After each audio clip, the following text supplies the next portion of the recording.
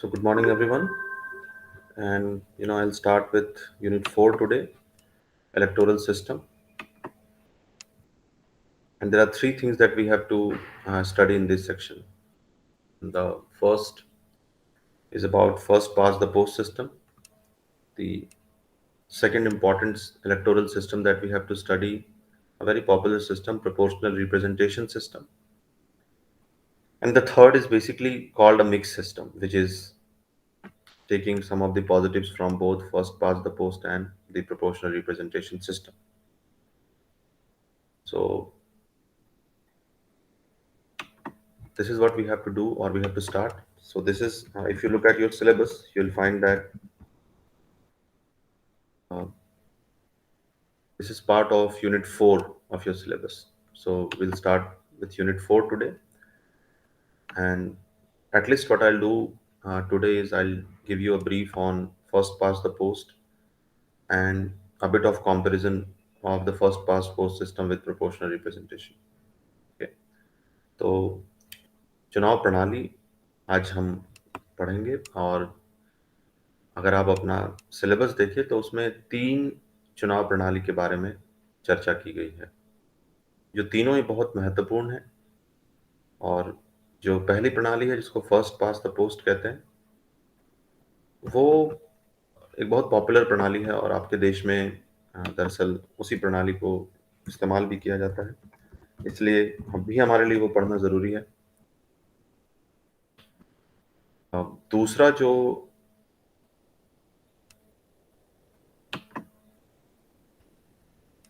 System है, व्यवस्था है, वो है आनुपातिक अ, व्यवस्था, चुनाव प्रणाली, अनुपातिक प्रणाली, प्रोपोर्शनल रिप्रेजेंटेशन। और तीसरा मिश्रित प्रणाली।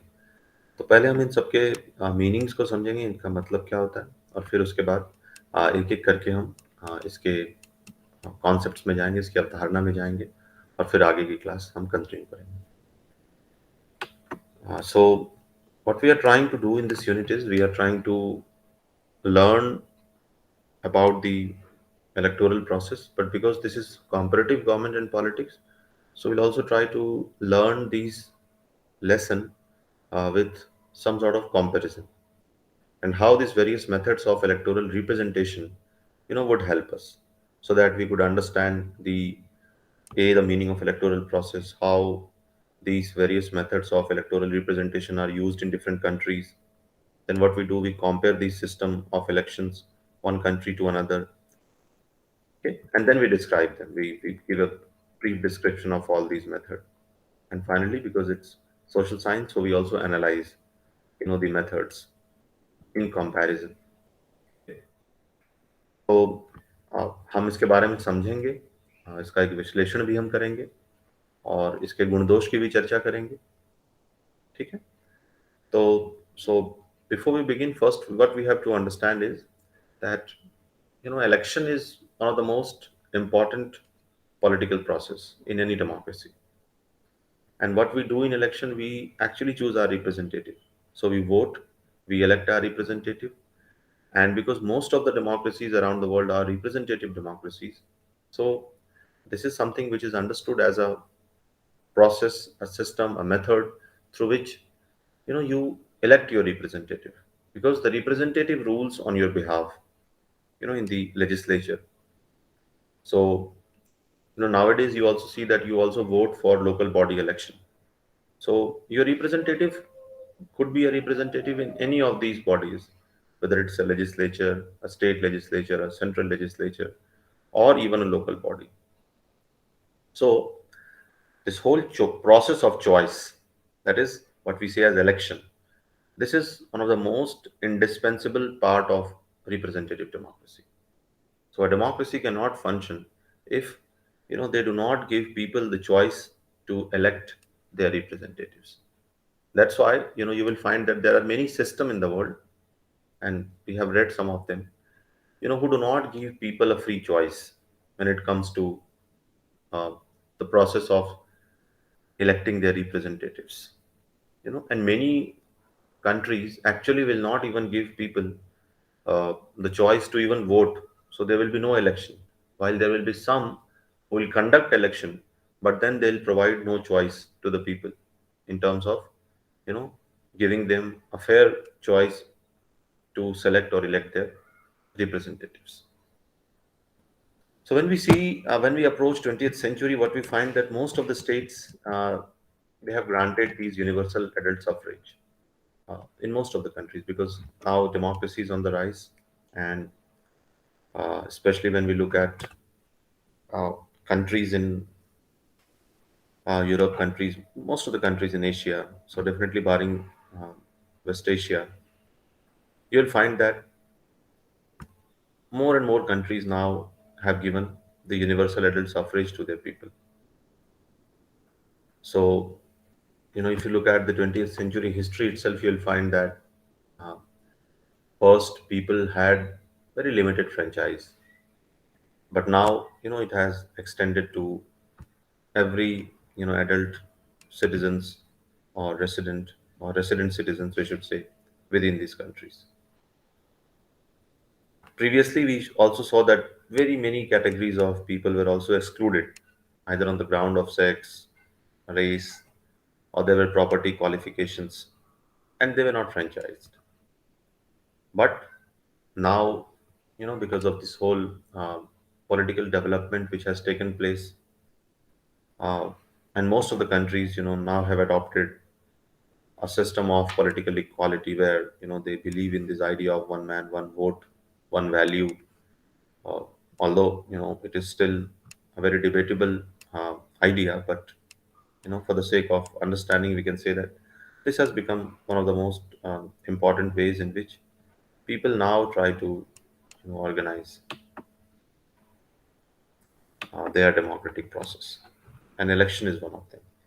And today's electoral system is largely based on the idea of universal adult suffrage. Okay. Now, what do elections actually do? You'll find that election performs multiple functions. So, you know, if you are looking at an election, they have many functions. Uh, they go to the voter to seek votes. So, actually, election is a time where uh, political parties get a feedback. It is a process through which political parties come to realize, the demands on the ground. So, if somebody has succeeded, it is a lesson for the others who have not succeeded. To see that why they have succeeded, uh, and it is the best way through which people actually have a say in the process of governance or rule, because that is the time when people speak, and they speak through votes. And when do they vote? When there is election.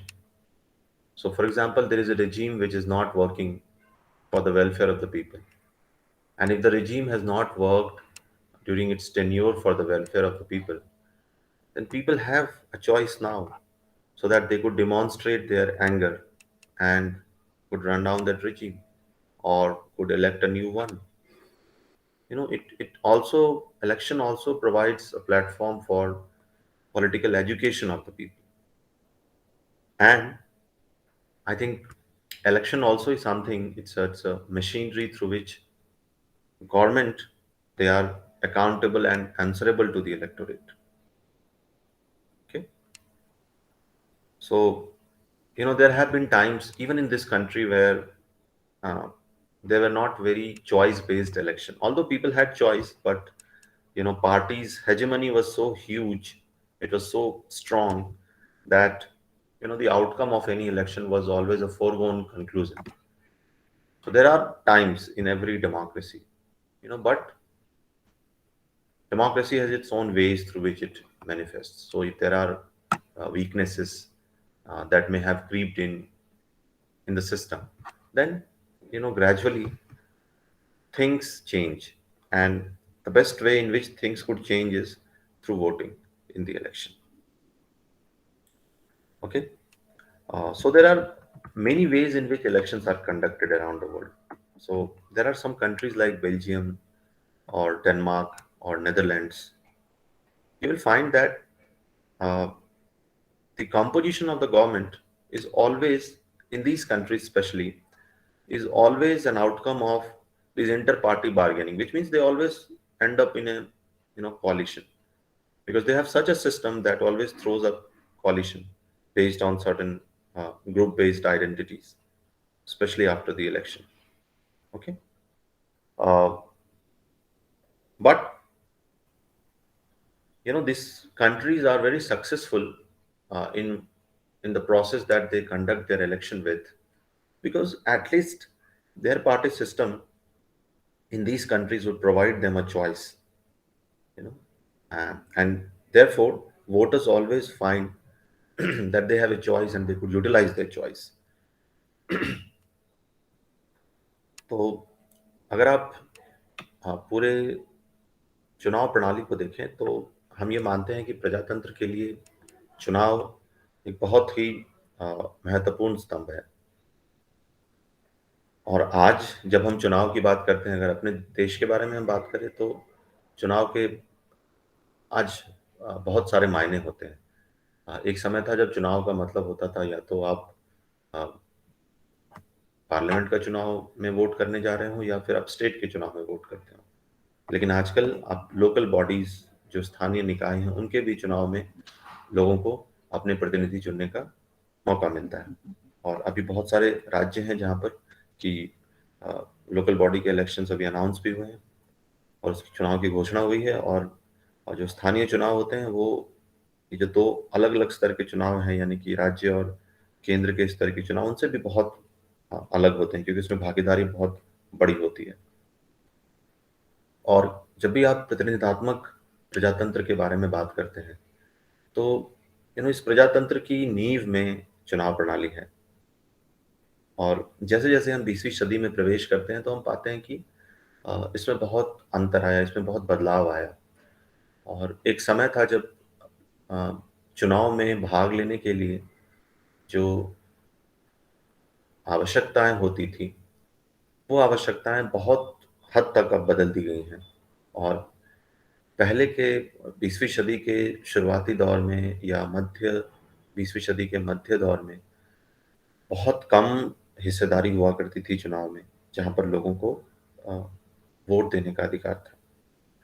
एक बहुत बड़ा वर्ग था जिसे चुनाव में भाग लेने के अधिकार से वंचित रखा गया था, क्योंकि वैसी आवश्यकताएँ, शर्तें लगाई गई थी। लेकिन हाँ, जब प्रजातंत्र की गतिविधियाँ तेज़ हुई पूरी दुनिया में, और हमारे देश में तो आप देखेंगे कि हमने अ, स्वतंत्रता के बाद जब अपने संविधान को लागू किया, तो हमने शुरू से ही हर व्यक्ति को मतदान का अधिकार दिया। हमने कभी भी मतदान के अधिकार में किसी को भी वंचित नहीं किया, चाहे वो उसके सामाजिक अ, पहचान से हो, चाहे वो उसके अपने लिंग के पहचान से हो, हमने कोई अंतर या कोई भेद नहीं किया। लेकिन आप अगर प्रजातंत्र का इतिहास पढ़ेंगे तो आप पाएँगे कि अ, बड़े पैमाने पर ऐतिहासिक पृष्ठभूमि में भी लोगों के साथ भेद किए गए। अ, अगर आप ब्रिटेन की बात करें, जो सबसे पुरानी प्रजातंत्र में से है, वहाँ भी महिलाओं को वोट देने का अधिकार 20वीं सदी के 20वीं सदी के शुरुआती दौर में हुआ, यानी अगर मैं रफली बोलूँ तो 1920 के बाद मिला। उसी तरीके से अगर यूनाइटेड स्टेट्स की बात करें, जो जहाँ पर कि संविधान 1789 में ही बन चुका था। इतने पुराने संविधान से संचालित होने वाला देश, वहाँ भी महिलाओं को 20वीं सदी के मध्य में वोट देने का अधिकार मिला, यानी 1940s के एरा में। तो ये तमाम बातें हैं जिनसे हमें पता चलता है कि अ, प्रजातंत्र को मजबूत बनाने के लिए भी बहुत आंदोलन हुए, बहुत लड़ाइयाँ लड़ी गई। लेकिन आज 20वीं सदी के उत्तरार्ध में हम आते-आते देखते हैं कि ये जो एक्सक्लूज़न था लोगों का, जो लोगों को हटा कर रखा गया था, दूर रखा गया था प्रजातांत्रिक गतिविधियाँ में भागीदारी से, ख़ास करके चुनाव से, ये सब धीरे-धीरे ख़त्म होने लगी। और आज हम देखते हैं कि अधिकतर देशों में जहाँ भी प्रजातंत्र है, वहाँ पर एक व्यक्ति, एक मतदान का अधिकार है लोगों को, और लोग बड़े पैमाने पर अब मतदान करते हैं। अब अगर आप मतदान करते हैं, चुनाव होता है, तो चुनाव आखिर चुनाव से होता क्या है? तो आप ये पाते हैं कि चुनाव किसी भी प्रजातंत्र की नींव है और ये इसलिए आवश्यक है क्योंकि ये चुनाव है जिसके माध्यम से लोग अपनी सहमति या असहमति दर्ज कराते हैं। किसी भी अ, सरकार के साथ, उसके कामकाज के साथ, है ना? उसके पॉलिसी, उसके प्रोग्राम, उसके कार्यक्रम के साथ। तो इसलिए हम कहते हैं कि अ, चुनाव के अनेक कार्य हैं। एक जो सबसे महत्वपूर्ण कार्य है, वो केवल ये नहीं है कि आप चुनाव करते हैं। अगर मान लीजिए आपने किसी अ, सरकार को चुना और आप उसकी नीतियों से खुश नहीं हैं, उनके कार्य-काज से आप खुश नहीं हैं, तो आप उन्हें बदल देते हैं। ये तो एक बहुत महत्वपूर्ण कार्य है। लेकिन इससे भी ज़्यादा महत्वपूर्ण है कि चुनाव और पूरे चुनाव की गतिविधियों को अगर आप देखें, तो यह लोगों को किसी न किसी तरह से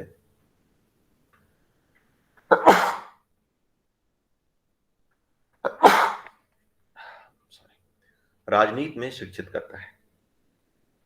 जो राजनीतिक शिक्षा की हम बात करते हैं, उसका एक सबसे बड़ा आधार हमेशा चुनाव होता है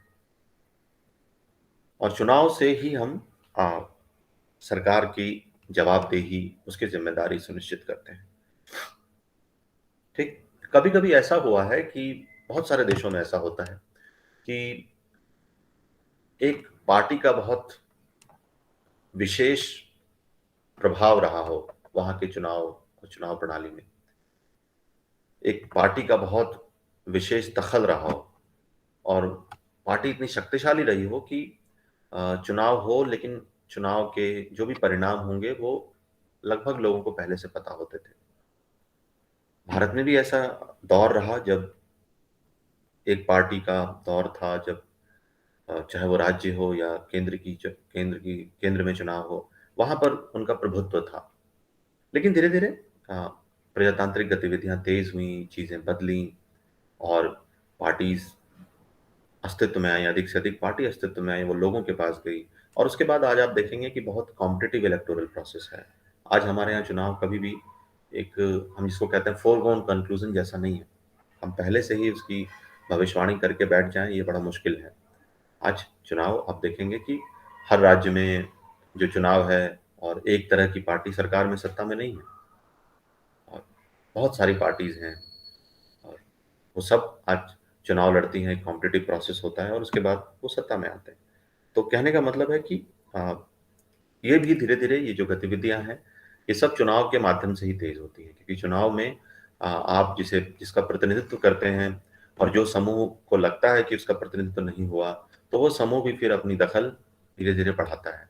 पार्टी के माध्यम से या प्रेशर ग्रुप के माध्यम से या किसी आंदोलन के माध्यम से और ये सब हमें चुनाव में देखने को मिलते हैं। लेकिन चुनाव की प्रणाली बहुत विभिन्न है और इसीलिए क्योंकि हर देश की जो अपनी सामाजिक आर्थिक स्थिति है, हर देश का जो अपना संदर्भ है, ऐतिहासिक संदर्भ हो, राजनीतिक संदर्भ हो, सामाजिक संदर्भ हो, ये सब संदर्भ दरअसल उस देश के चुनाव प्रणाली को बनाने में हमें या समझाने में हमें मदद करते हैं। क्योंकि जो हर देश में एक जैसी प्रणाली हमें देखने को नहीं मिलती और जो प्रणाली जिस देश में चल रही होती है, वो प्रणाली उस देश के लिए शायद आवश्यक होती है। इसीलिए वो प्रणाली अस्तित्व में है। आप भी अपने देश के बारे में अगर सोचें तो हमारे देश में जो प्रणाली है, उसके बारे में भी ये चर्चा होती है कि शायद इस प्रणाली को बदल के दूसरी प्रणाली में तब्दील कर दिया जाता, तो हमारी व्यवस्था और ज़्यादा सुदृढ़ हो जाती, अच्छी हो जाती। लेकिन जब भी ये बहस होता है तो हम पाते हैं कि इसी प्रणाली ने हमें एक मजबूत लोकतंत्र दिया है अब तक। तो इस प्रणाली में थोड़े गुण, थोड़े दोष तो हो सकते हैं, लेकिन ये प्रणाली पूरी तरह से बदल दी जाए भारतवर्ष के लिए, इसके बारे में अभी ऐसी कोई ठोस राय नहीं बन पाती। तो कहने का मतलब है कि हर देश की अपनी एक स्थिति होती है और इसीलिए एक खास प्रणाली उस देश के उस सामाजिक स्थिति को, उनके उस ऐतिहासिक संदर्भ को जो भी अ, ठीक लगता है, वो उसी प्रणाली में अपने देश में कार्य को आगे बढ़ाते हैं और अगर किसी देश को ऐसा लगता है कि शायद एक प्रणाली में वो बहुत सफलतापूर्वक आगे नहीं बढ़ पा रहे हैं, तो फिर वहाँ पे उस प्रणाली को वो बदल भी देते हैं, ठीक? जैसे मैं अभी उदाहरण दे रहा था कि चाहे देश हों बेल्जियम, इटली, डेनमार्क, नीदरलैंड जैसे देश, वहाँ पर अगर आप देखेंगे तो वहाँ की जो चुनाव प्रणाली है, उसमें हमेशा ही एक ग्रैंड कोलिशन बनता है। और यानी एक बहुत बड़ी साझेदारी बनती है वहाँ की, क्योंकि वहाँ पर इंटर पार्टी जो बार्गेनिंग है वो बड़ा स्ट्रॉन्ग होता है। क्यों होता है? क्योंकि वैसी प्रणाली है, जहाँ पर हर पार्टी को उनके अनुपात में अ, वहाँ के सेंट्रल लेजिस्लेचर में स्थान प्राप्त होता है, और इसीलिए ये सब चीज़ें बहुत महत्वपूर्ण हो जाती हैं कि उनकी जो सरकार किस तरह की बनती है, उस सरकार में किन पार्टीज़ की भागीदारी होती है, और इससे वहाँ पर बड़ी स्टेबिलिटी देखी गई है।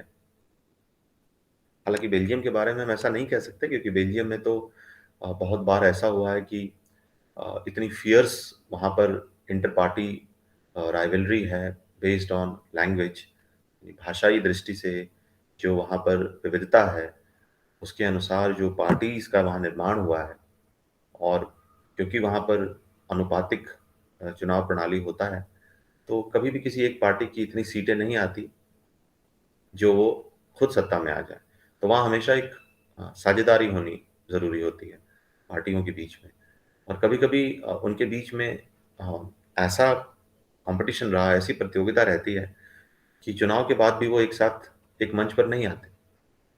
और जब से यूरोपियन यूनियन बना, तो बेल्जियम और बेल्जियम की सरकारों को यूरोपियन यूनियन के माध्यम से काम करना ज़्यादा अच्छा लगता है, बजाय इसके कि वो अपने नेशनल लेजिस्लेचर के माध्यम से काम करें। तो ये एक अलग-सा डिबेट है, लेकिन फिर भी देश हैं जैसे डेनमार्क, नीदरलैंड्स का मैंने नाम लिया, वहाँ बड़ी स्टेबिलिटी है, और उनकी अपनी जो चुनाव प्रणाली है, उसने उनको वो स्टेबिलिटी दी है, स्थायित्व प्रदान किया है।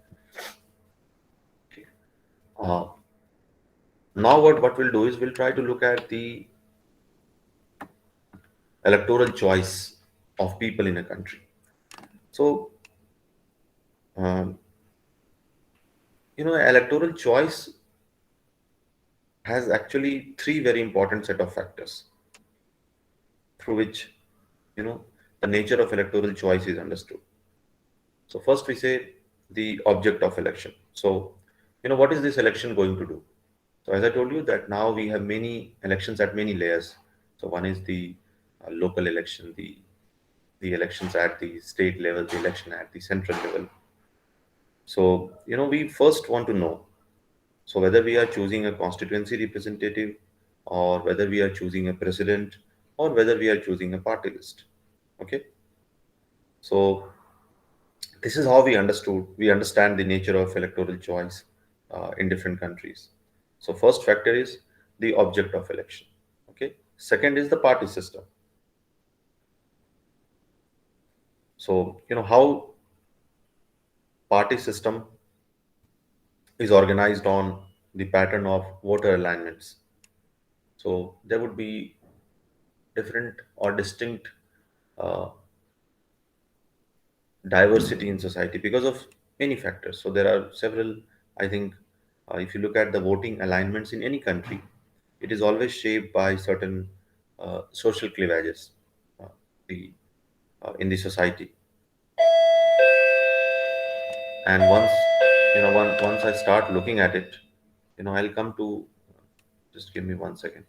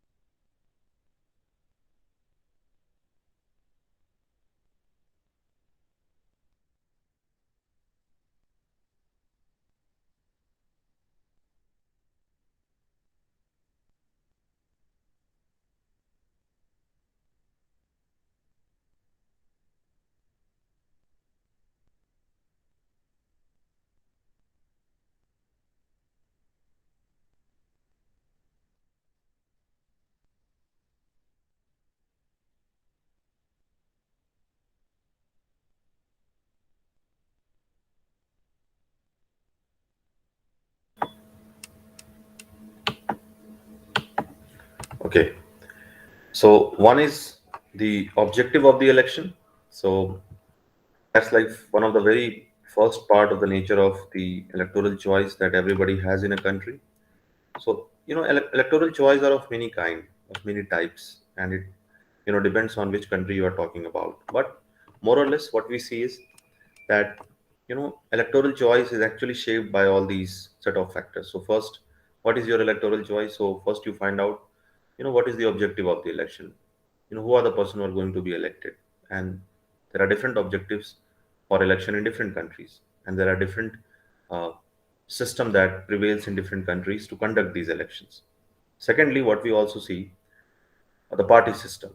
And as I told you, the party system actually depend on one very important factor.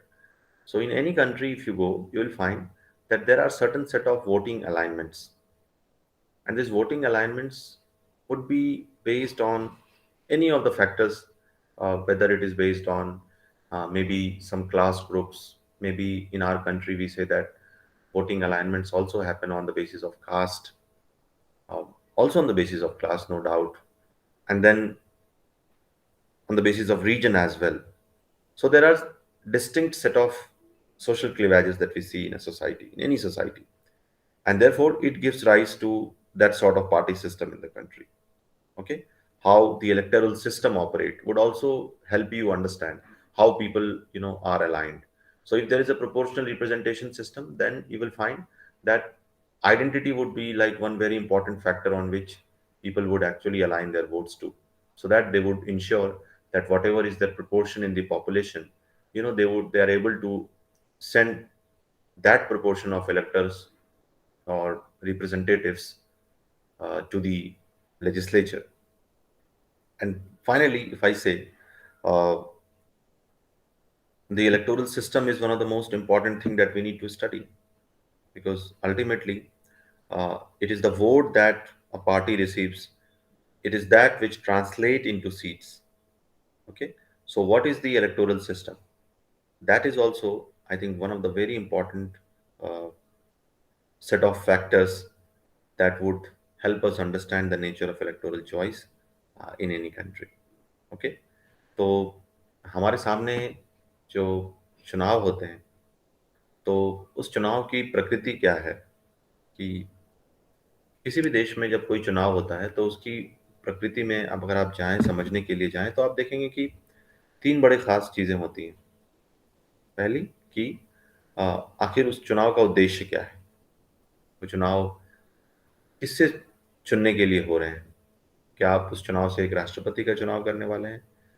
किसी देश में पार्टी लिस्ट की प्रथा होती है, तो उस पार्टी लिस्ट से क्या आप उसके मेंबर्स को चुनने के लिए चुनाव कर रहे हैं, या फिर अपने कॉन्स्टिट्यूएंसी से, अपने क्षेत्र से, संसदीय क्षेत्र जिसको कहते हैं, आप वहां से आप अपने प्रतिनिधि को चुनने के लिए चुनाव में हिस्सेदारी कर रहे हैं।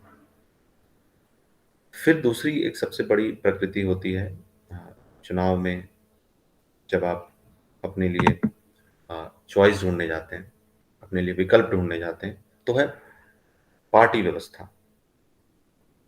और पार्टी व्यवस्था कैसे होती है? कि पार्टी व्यवस्था हमेशा हर देश में अगर आप देखेंगे, तो उनके अपने कुछ वोट बैंक्स होते हैं। ये शब्द आप सुनते होंगे हमेशा।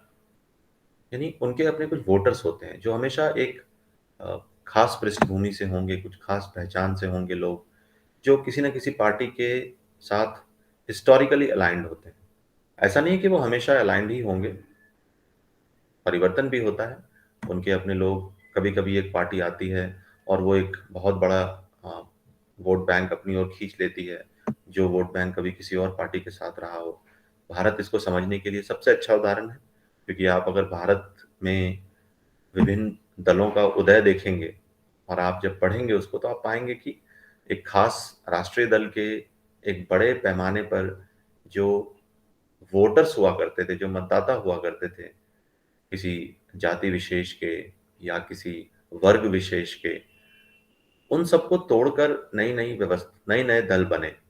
और जो नए दल बने उनके पास एक बड़ा टुकड़ा आया, जो उन्होंने किसी एक बड़ी राष्ट्रीय पार्टी के एक, हम कह सकते हैं कि ऐसे मतदाताओं को छीन कर बनाया या लेकर बनाया, जहां पर कि जो राष्ट्रीय पार्टी थी वो कमजोर हुई, और जो फिर ये विभिन्न दल बने वो मजबूत हुए।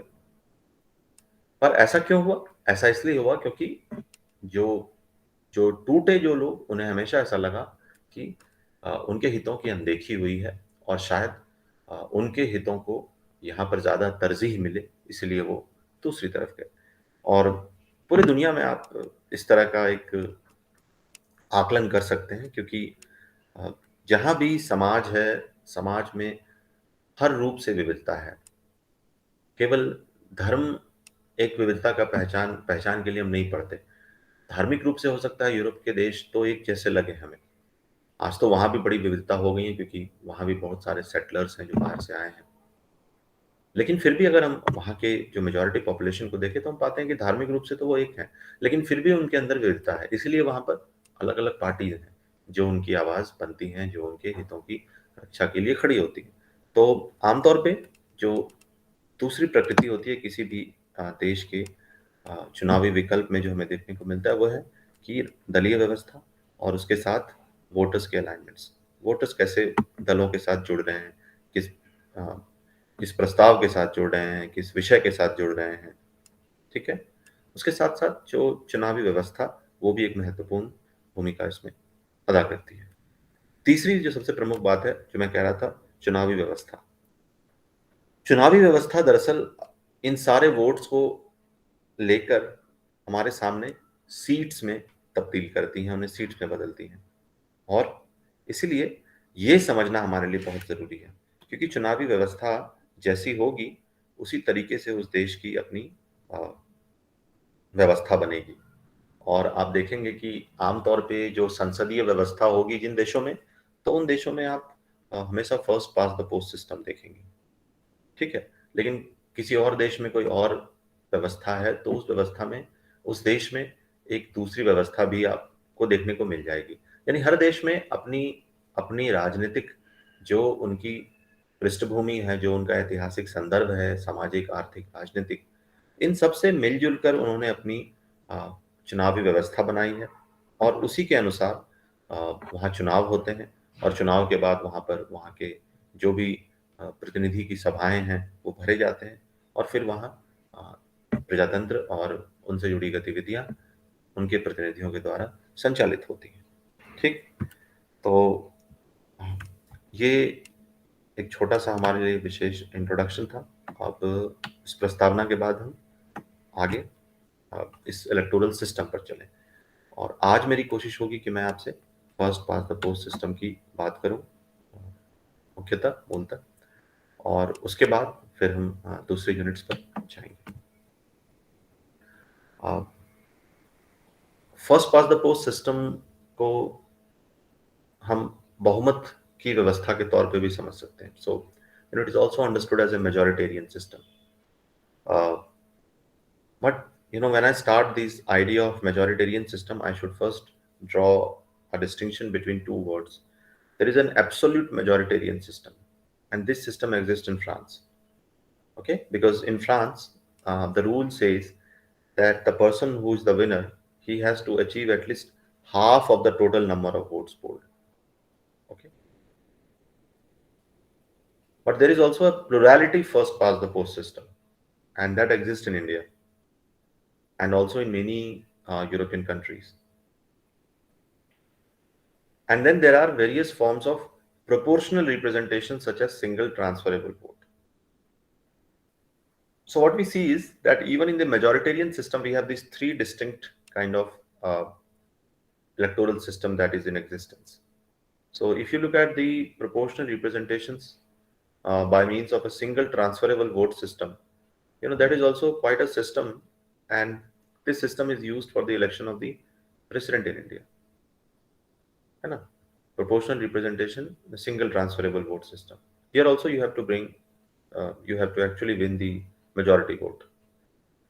So, what we'll do is we'll first start with the first part, the post system, and then we'll also try to understand what is this idea of what we say as the uh, absolute majority system, and then the proportional representation, single transferable vote system. Okay, because all these three systems actually falls under the category of majoritarian system, of representation of election. So when we look at first past the post system, I think it is one of the most prevalent form of representation that you see or that you find. And that is always referred as first past the post. Why? Because uh, this is actually a system which is in the form of a simple plurality system, which means that the candidate is declared winner who receives maximum number of votes. Okay? The best example are the Lok Sabha and the Vidhan Sabha elections that are conducted in India. So, if I say plurality system of election, then this is a very prevalent system of representation, and second, this is often referred as first past the post, or some people also call it as relative majority system, or very commonly we describe this as simple plurality system. So in this system, a candidate is declared a winner who would receive the maximum number of votes. So, look at India's election or electoral system, or not only Lok Sabha, Vidhan Sabha, I should also say that in the local bodies election also, the election, especially at the panchayat level, the election is conducted in similar manner. So there is a constituency which is marked, and parties would file their nomination. So party candidates would file their nomination from the constituency. So there are like five people who have stood for election from constituency A, and there are 100 people who have voted to these five people who stood for election. Now, when there are 100 people, so there are 100 voters who have come to vote. So there are 150 voters, but only 100 voters appear to vote. So, in the Lok Sabha Vidhan Sabha election, you never see 100% voter turnout. So it used to be roughly 50 or 45 to 50. Now it has increased. Now it is around 55 to 65. And there are some states where you also see the numbers, the 70% being breached. But nowadays people have become more aware as far as voting is concerned, and there are many reasons for it why participation increases or decreases. So we'll not go into that right now. But what we try to understand is that if these 100 people who have voted, so it is not as if that if there are 100 people who have voted, so a person has to win around 51 votes to called a winner. That's not the case here.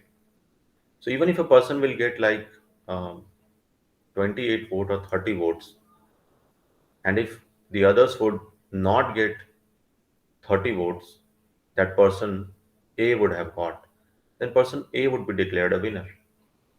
So that's how first past the post system operates. So in the Western party system study, the experts would say that first past the post system would always generate uh, this bi-party system, where there would be two parties who would be contesting for all the votes of a constituency. But when we look at India, I think this assessment has proven wrong, because first past the post system has not created bi-party system in India, but it has strengthened multi-party system in our country.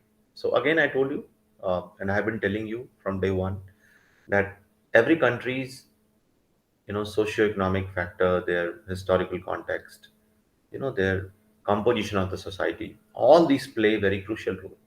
So the composition of the Western society and the composition of the Indian society is entirely different. So, even though we would follow one particular set of system, but even then we would throw up different results. So the West would always say that it is proportional representation that would throw a very multi-party system. That's also true, because if there is proportional representation, uh, and parties would be represented as per the proportion of the votes that they would be polled, so there would be parties with respect to that proportion. So there will be many parties. So parties based on one idea, one identity or the other. But in India, despite having a first past the post system, we have multi-party system. And that's incredible, because that tells us how diverse we are, and how we use the system, the democratic system, to actually have a say in the affairs of the government. So that is what it implies. So the person getting the largest number of vote is declared the winner in the first past the post system. So you would have also seen that there are many times that uh, winners of different elections, they have won it by a margin of only one vote as well. So if you look at the local elections, especially there, the margin of victory is not more than 1 to 10 votes. So most of the local elections are contested very bitterly, and because there's a local element, local flavor to it, uh, the candidate who wins the local election does not win it by huge margin. So, if I talk about my panchayat, so, I have seen around 4 elections in my panchayat, and I have never seen my panchayat voting overwhelmingly in favor of one candidate. Either it is the sarpanch election, or it is the election of the ward members, or it is the election of the panch. So, because these people are voted by people directly. And I have always seen a very bitter contest, and the margin of victory not more than 1 to 10 votes. So nobody has won by double digit, yet. So out of the 4 panchayat election that I've seen, the margin of victory has always been, sometimes somebody wins by 5 votes, some by 6 votes. They have won by as close as 1 vote. So many wards, the fight is so, the contest is so difficult that the person who won has won by only single vote, 1 vote. And that happens in first past the post system. If a person just get 1 vote more than the other, he can be declared a winner. So he's a winner of the vote. That's why it's named the first past the post. So it is like you are running. So you would have run many races in your own uh, days as well. Now also you could run because you're so young, and you could participate in these athletics meet. And if you're running, so who is declared a winner when you are running? A person who is passed the post first. Okay. So, there are many stories. So when we were in the school, there used to be a chapter in our book, and it was about PT Usha. And now I think that chapter is taken, and that chapter is replaced by Sachin Tendulkar's chapter. It's a Hindi textbook chapter, it used to be. And, in one of the information in that chapter, what we'll find is that PT Usha actually missed a gold medal, uh, I think in an Olympic game. Oh, sorry, she could have finished third as well. So she could not finish third.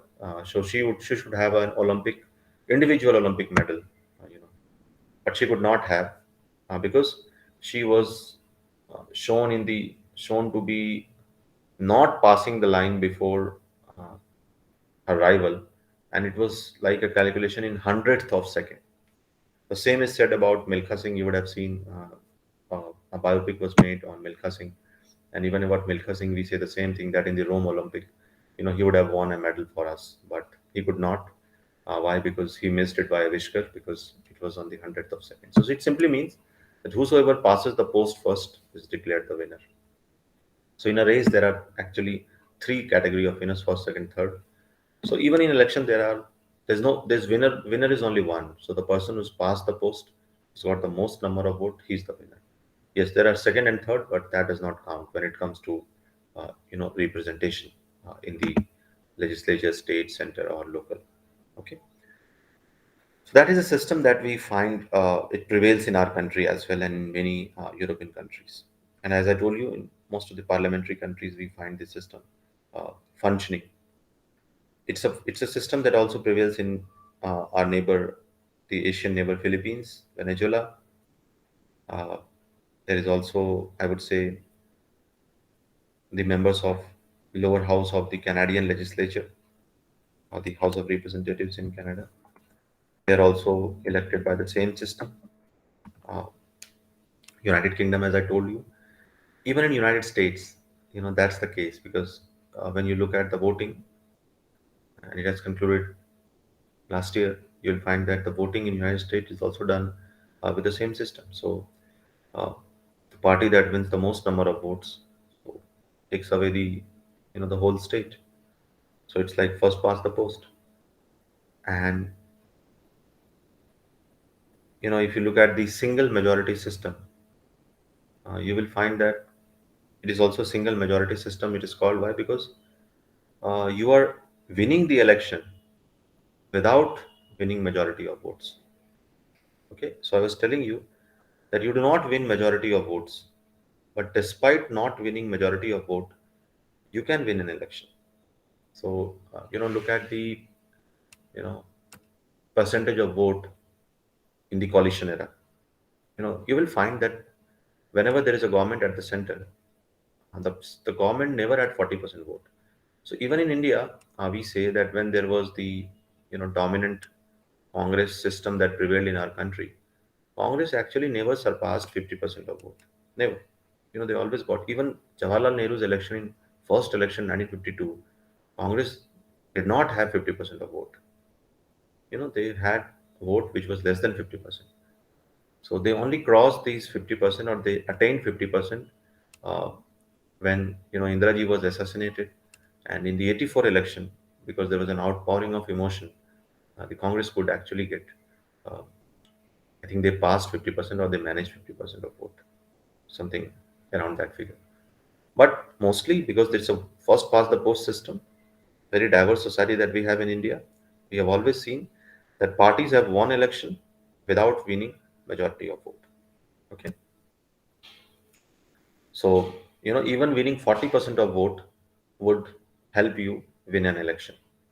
So there would be other party who would have won 38% of vote, but that party cannot show anything in its kitty as far as winning an election is concerned. So the winner is always the one who receives 40% of the vote, or the highest percentage of vote when it comes to comparing the other. So if there is a three candidate contest, you will find that a candidate only wins one third of the vote, and he could also emerge winner. And if you increase the number of candidate, it decreases even more the number of vote that he may require to win the election. It decreases. That is what we understand in the first past the post method, because it actually resembles some kind of a race, and a person who reaches the victory post first is declared the first winner, irrespective of the time taken by him. So in election, the one with the maximum number of votes wins the seat, even if it is less than half of the total votes polled. So we say that in most of the constituency, what we see is that a person does not get more than 34 to 35% of vote. If you get 40% of vote, the margin of victory is huge. But even if you manage around 35% of vote, 36% of vote, it's a safe margin. So anything above 34 is considered to be a safe margin for a victory in an Indian constituency. Okay, because that's how diverse we are when it comes to election, and the diversity of the party system is manifested in the electoral system as well. So that's what we understand in the first past the post system, where it is like uh, the first person to cross the hurdle, the post, is declared the winner. And in a multi-member constituency, as the members would increase, the so would the vote to win the election, that number would decrease. So it's like quite easily visible in a country like India. And this is why I told you that even though Congress could never ever achieve even half percentage of the total votes polled in the parliamentary elections held after 1952, but still it could win three-fourth of the seats, two-third of the seats, despite even not casting even 50% of votes. So that's how first past the post system operate. ठीक है, तो ये एक बहुत ही एक ऐसी प्रणाली है जो मतलब बहुत सारे देशों में आज विद्यमान है, जिसे हम फर्स्ट पास द पोस्ट व्यवस्था के नाम से पढ़ते हैं। और इसके बारे में एक बड़ी जो सामान्य बात कही जाती है वो ये है कि ये एक बड़ी सिंपल प्लुरैलिटी सिस्टम है ना? और ये एक ऐसी व्यवस्था है जहाँ पर वो व्यक्ति जीतता है जिसे सबसे अधिक मत प्राप्त होते हैं। भारत के अंदर लोकसभा, विधानसभा और जो स्थानीय चुनाव होते हैं, उसमें आप देखेंगे कि वही व्यक्ति विजेता घोषित होता है उस संसदीय क्षेत्र का, अगर संसद के चुनाव हैं, या उस विधानसभा के क्षेत्र का, या उस स्थानीय क्षेत्र का, जिस व्यक्ति के पास सबसे अधिक मत होते हैं। और ये प्रणाली, जैसा मैंने कहा कि बहुत एक लोकप्रिय प्रणाली है, और बहुत सारे देशों में इसका अनुकरण किया जाता है। फिलीपींस हो, वेनेजुला हो, कनाडा जैसे देश हो, यूनाइटेड किंगडम हो, यूनाइटेड स्टेट्स का जो चुनाव है वो भी first pass the post system पर ही आधारित है। और अ, ये एक ऐसी व्यवस्था है जहाँ पर कि ये माना जाता है कि बिना बहुमत का मत प्राप्त किए भी आप बहुमत प्राप्त कर सकते हैं। तो ये एक ऐसी चुनाव प्रणाली है जहाँ पर आपको बहुमत प्राप्त करने के लिए बहुमत का मत प्राप्त करना आवश्यक नहीं है। जैसे बहुमत क्या होता है? अगर आपने 100 में से 51 वोट हासिल किए तो उसको बहुमत कहते हैं।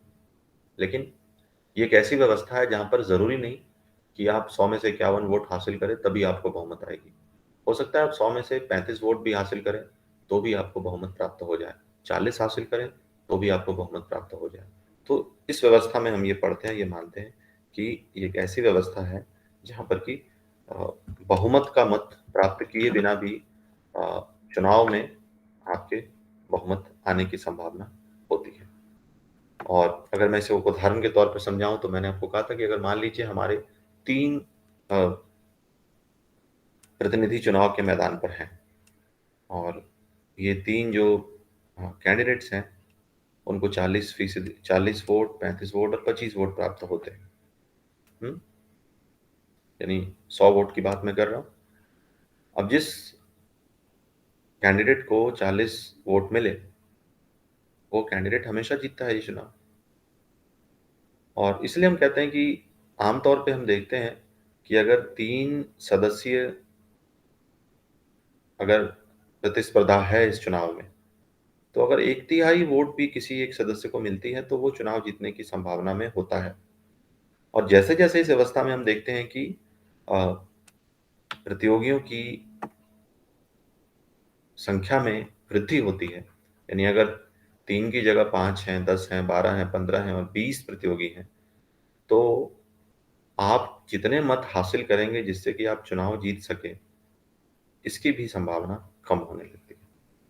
तो इसलिए हम इस प्रक्रिया को कहते हैं first pass the post system, क्योंकि ये एक प्रक्रिया ऐसी प्रक्रिया है जो एक तरह से काफ़ी मिलती-जुलती है एक रेस से, जहाँ पर कि उस व्यक्ति को आप उस रेस का विजेता घोषित करते हैं, जो सबसे पहले रेस की लाइन को पार करता है। आप इसमें ये नहीं देखते कि उस व्यक्ति ने कितने समय में उस रेस की लाइन को पार किया। जिस व्यक्ति ने सबसे पहले पार किया, वो व्यक्ति उस रेस का विजेता होता है।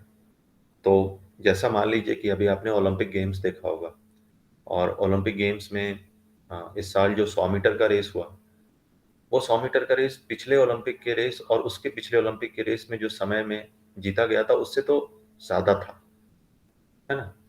लेकिन फिर भी जिस व्यक्ति ने सबसे पहले उस रेस को जीता, वो व्यक्ति को गोल्ड मेडल, स्वर्ण पदक प्राप्त हुआ, ठीक?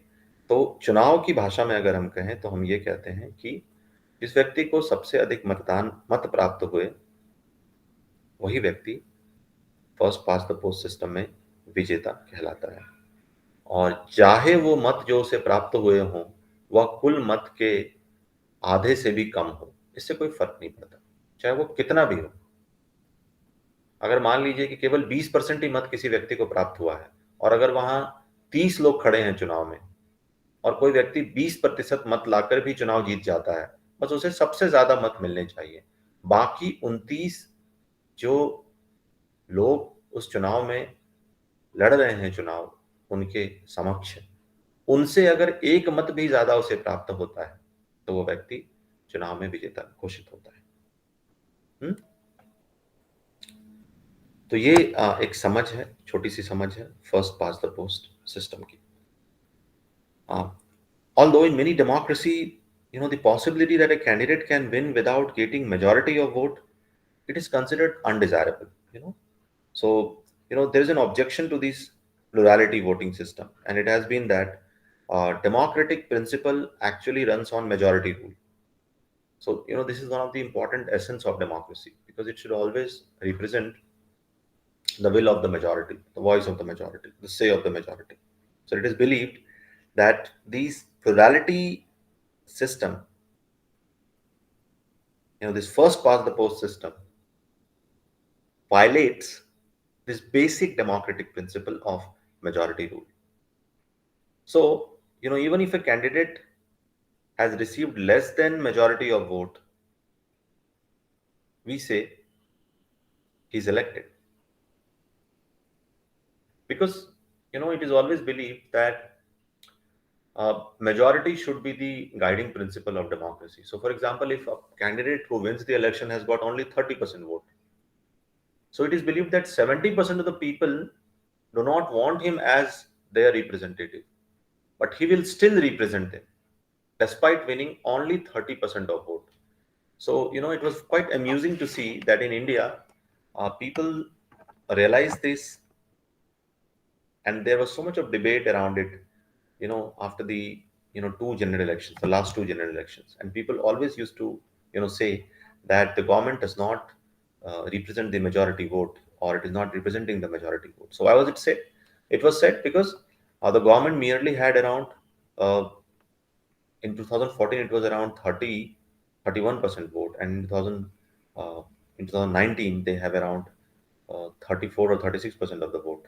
So it means that, there is still a substantial vote, so roughly around, more than 50% of vote, more than around 60% of vote, which has gone against the government.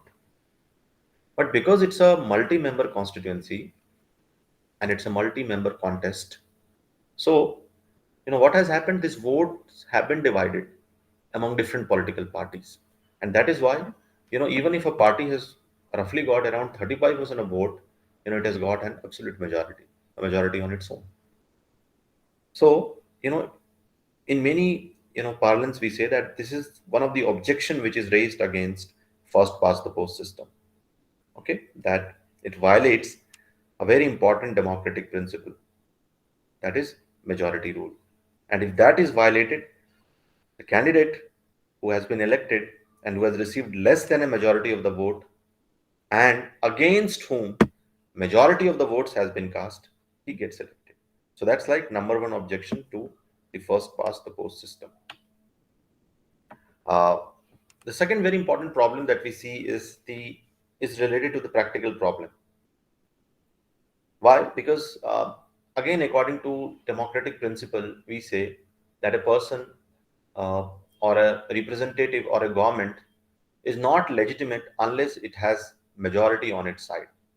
So, if we look at the first past the post system, and if we see that the winner does not represent the majority vote or the majority of the votes, then there is a practical problem that, a candidate in a democratic sense of the term who has less than majority support, does he have the democratic legitimacy to govern, or does he have the democratic legitimacy to rule?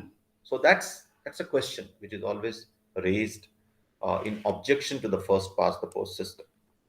तो अगर first past the post system के बारे में हम अ, उसके विरोध में दिए गए तर्कों को अगर हम देखें, तो आमतौर पे ये जो तर्क हैं वो प्रजातांत्रिक अवधारणा से ही उद्धृत होते हैं। प्रजातंत्र में एक बहुत महत्वपूर्ण तथ्य होता है कि हमेशा बहुमत के पास शासन होती है, और बहुमत की ही वैधता होती है। जो बहुमत नहीं है वो अवैध है। जिस कार्य को बहुमत के अनुसार नहीं किया गया, लोग मानते हैं कि उसकी अपनी वैधता नहीं होती।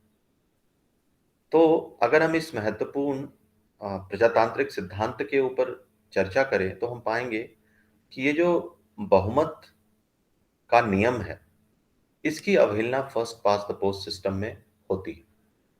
और ऐसा हम इसलिए कहते हैं क्योंकि जो व्यक्ति first past the post system में चुनाव प्रणाली से जीता या विजेता घोषित होता है, उस व्यक्ति के पास आम तौर पर बहुमत नहीं होता।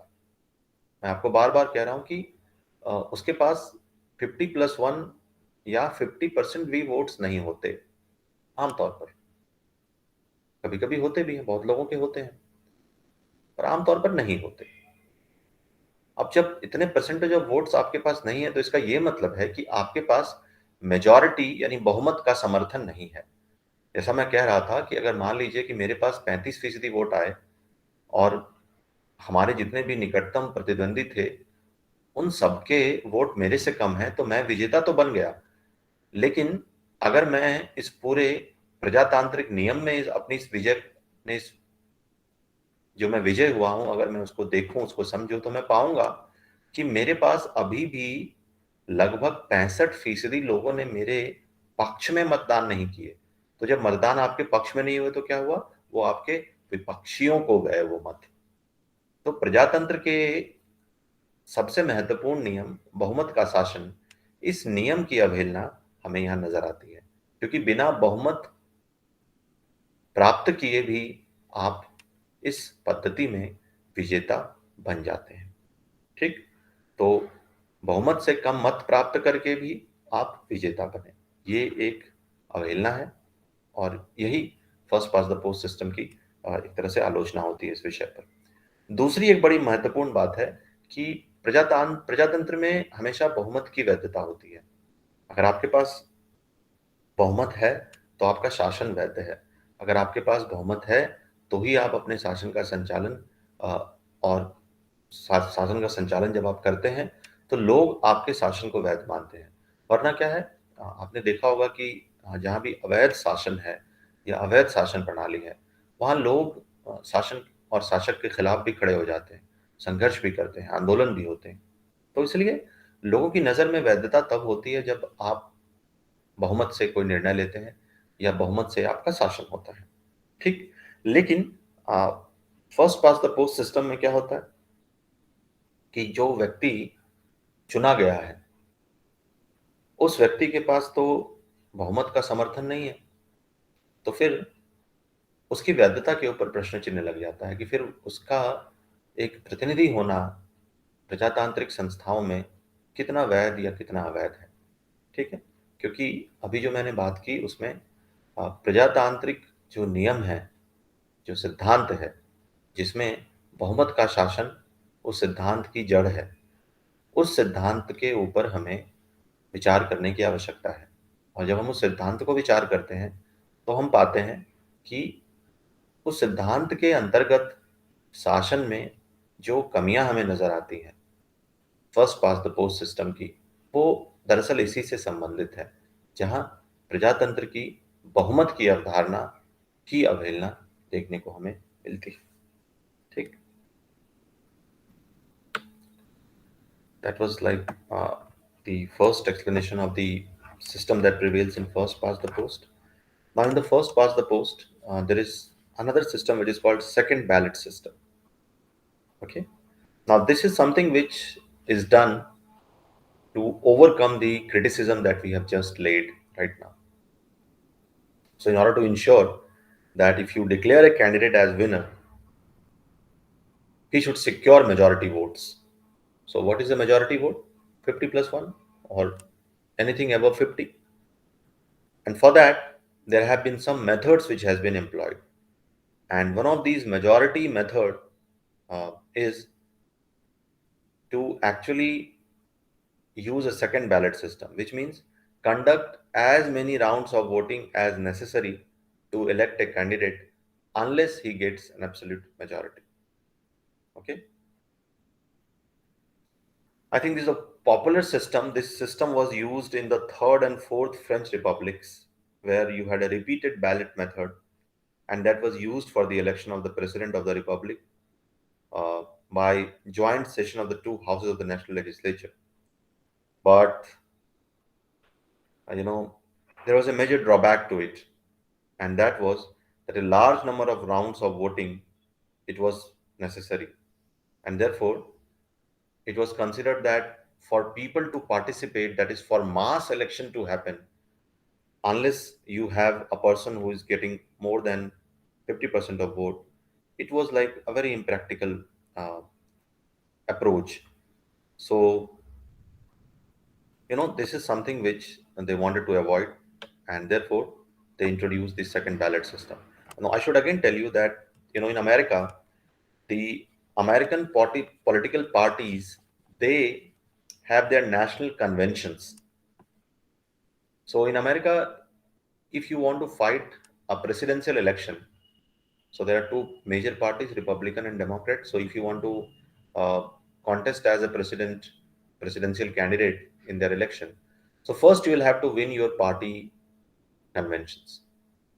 So that is the system in America as well. So in America also, they operate through national convention, and this national convention is held to select their presidential candidates. And the same system operates there as well. So they run ballot after ballot unless somebody has secured absolute majority. So a candidate is declared winner of the national convention. So for example, there is a convention in Philadelphia. So if there is a convention in Philadelphia, so Philadelphia nomination may, the person is going to win that, he will only win it if he secures absolute majority, more than 50%. And for that, they will conduct ballot after ballot if nobody gets 50%. So if they get it in the first round, fine. If not, they conduct a second round. If not, they conduct a third round, unless they have a clear winner. And for that, what they do, they keep eliminating the member who has got the least number of votes. So he is not part of the system right now. But it's not practical to actually conduct election, round after round. It's very difficult actually. So, for example, if you're conducting an election in India, and you'll say that okay, we'll conduct the election unless the party who is winning does not have absolute majority. So what will happen? So maybe in the first round you'll conduct, and then you will just uh, remove the people who have got the least number of votes, for example, or you'll set some percentage of votes. People who have got, you'll put a threshold, and people who have got less than the threshold, you'll just eliminate them, and then you'll conduct a second round. But even after second round, nobody gets past 50%. You'll have to conduct a third round, maybe a fourth round. So for a country which is so huge, and for people to again keep coming back to vote, it's very impractical. So, this ballot after ballot kind of voting to secure absolute majority, it has proved to be a very impractical approach. So it can happen with a very core group of people, as it happens in the American political party conventions, because they are all electing their national presidential candidate from their party, and actually the voters are the ones who are official members of the particular political party. So those members can vote, in the runoff, and it's like a small convention. So they are voting in one district, one state. So at least you can understand. So not many people turn up in the convention. So that can happen. But if you are thinking about a country, and asking people to vote round after round, it becomes a very difficult proposition. So that is why I say that it's a very impractical approach where you are going to vote ballot after ballot unless a candidate would secure absolute majority. So what is the way out? The way out has been that you conduct two rounds of voting, and that is where you put a limit to the impractical way in which you will ask the masses to vote over and over again. And there are two methods that are based on these two ballot or double ballot format. It is called the mixed majority plurality method and the majority runoff method. I think the majority runoff method is a very popular method, and it is used in many countries. And very recently also there was this majority runoff, which was crucial for a presidential candidate to win the election in Brazil. And so I'll explain what it means actually. So the mixed majority plurality method, what it requires, as the name suggests, it's a you are mixing majority and plurality method. So first you will require that you attain a majority for election on the first ballot. So on the first ballot, you are going for majority, and what you see that nobody attains a majority. So you will declare a subsequent date for a second ballot, and in the second ballot you declare that candidate as winner who wins the largest number of votes. Okay. So again, what you see here is that what you are trying a majority, but this idea is called majority plurality method, So, this requires that you attain majority, but in case nobody attains a majority, then you conduct a second ballot. And in the second ballot, you do not again go for majority. You go for plurality now. And in the second ballot, whosoever gets the largest number of vote, you declare him the winner. Whether he gets a majority or not, doesn't matter. So that is the example of the way in which the French National Assembly members are elected. That's a prime example. Okay. But what I was talking about is the second is called the majority runoff method. And this majority runoff method is quite popular nowadays because if you do not find majority in the first round, then what you do, you declare a runoff. And in the runoff, you eliminate the candidates who wins the least number of votes. And in the runoff, now you try to ensure that you know there is an attainment of majority. So there are other ways in which we'll try to read this, and there are many methods which have been taught in this section. But before looking into this, we should do a brief evaluation of these system, because what we have learned just now is that here the important emphasis is being laid that what you try to do, you try to ensure that there is a majority system. So you try to imply a majority method. Okay. And how do you employ a majority method? And for that, you require that the election in the first ballot is held for majority vote.